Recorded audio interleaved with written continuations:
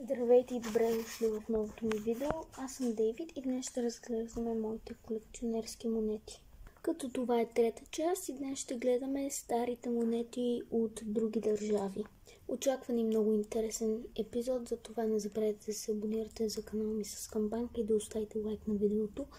А сега нека да започваме. Първата монета за днес е един шилинг от Австрия, като той датира от 1979 година.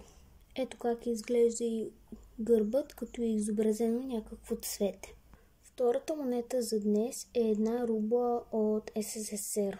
Това, което забелязах е, че е много тежка. Тя датира от 1980 година, като това е колекционерска версия на Олимпийските игри в Москва в същата година.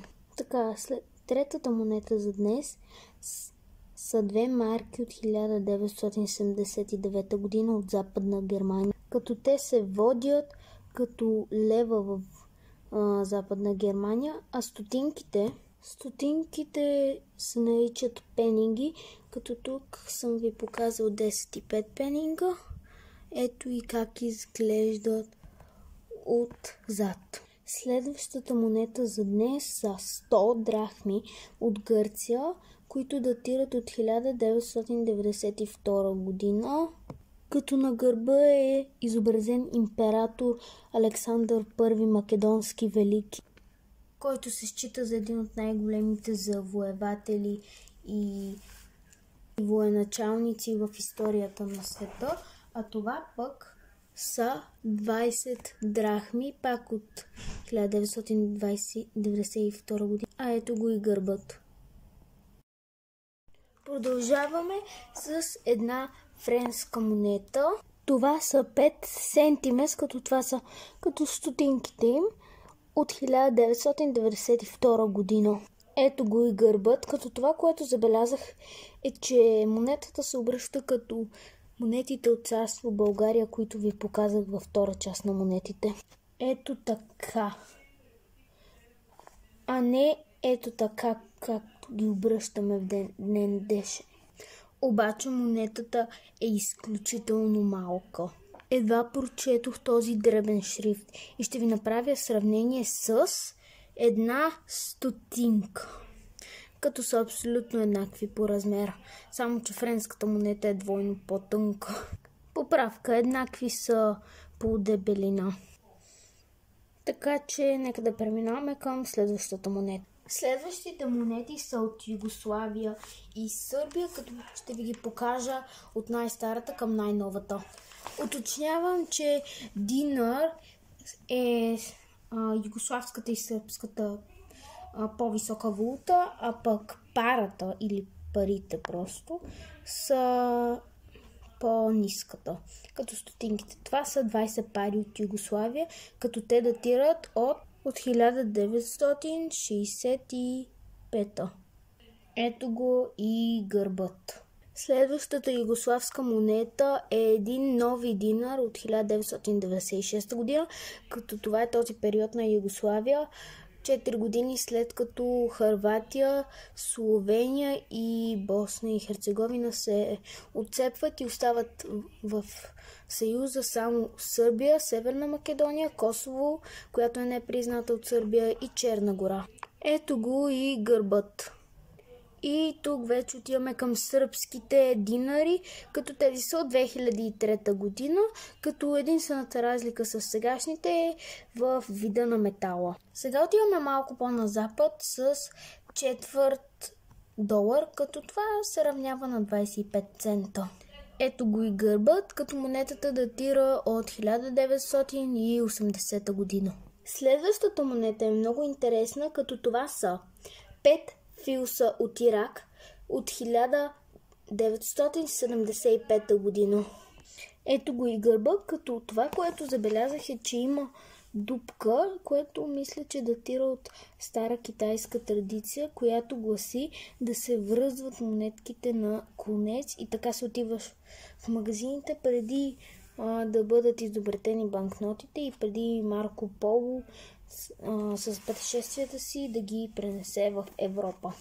Така, това сега са 100 лири от Италия, като монетата от 1974 година, а това са 500 италиански лири от 1978 година. Това пък са 10 цента от Нидерландия, които датират от 1980 година. Като монетата е толкова... Имам чувството, че е по-малка от френската. Ето сравнение между една стотинка, тези 5 френски центиментас и тези 10 цента от Нидерландия. Не искам да знам колко малки са 5 цента на тогавашните на Нидерландия, ако ги сравня с... Защото аз в момента сравних 10 цента нидерландски с 5 френски. Ето е монетата сравнена само с една стотинка. И да, монетата е по-тънка от една стотинка. Ето и една много стара китайска монета, която не знам от кога е. Не знам какво е изобразено, абсолютно нищо не знам. Но поне мога да видя дупката и че знам, че това е китайската традиция за връзване на монетките на конче. Ако някой знае от кога е тази монета, аз съм чула и че това е медальон, не знам. Може и да е това да не е монета, а медальон. Не знам, ако някой знае да пише в коментарите. Като сега продължаваме с 500 и 100 леи от 500 леи са от 1999 година, а 100 леи са от 1993. Нали, те са от Румъния, като ето го гърбът и тук обръщането е както при американската и френската монета. Ето така се обръща, а не така, защото няма да ви е като хората. Обаче 500 леи са изключително дебели. Може би колкото 3-4 от тези нидерландските монети. Доста дебела, горе-долу толкова, може би малко по-тънка беше и руската рубла от СССР, която ви показах преди малко. Като за финал това са ми монетите от Великобритания. Мислех се дали да не ги покажа в първа част, но защото на гърба им е Елизабета, те нали сега наскоро ги смениха и реших да ги оставя за трета част. Така че сега ще ви ги покажа по-отделно. Така, по принцип валутата на Великобритания е 1 лира, но това са 50 пенса. Това са 50 пенса от 1997 година, като може да ги наричаме и пенита. Това са 20 пенита, като тук съм ви показал 3 монети, защото през различните години са били различни.